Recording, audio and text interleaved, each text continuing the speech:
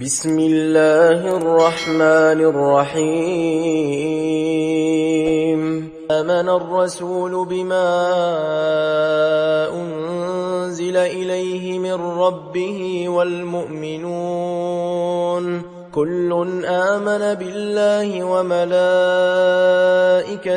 وكتبه ورسله لا نفرق بين أحد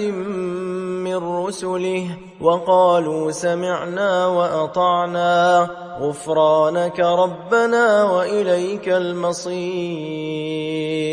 لا يكلف الله نفسا إلا وسعها لها ما كسبت وعليها ما اكتسبت ربنا لا تؤاخذنا إن نسينا أو أخطأنا ربنا ولا تحمل علينا إصرا كما حملته على الذين من قبلنا ربنا ولا تحملنا ما لا طاقة لنا به واعف عنا واغفر لنا وارحمنا أنت مولانا فانصرنا على القوم الكافرين.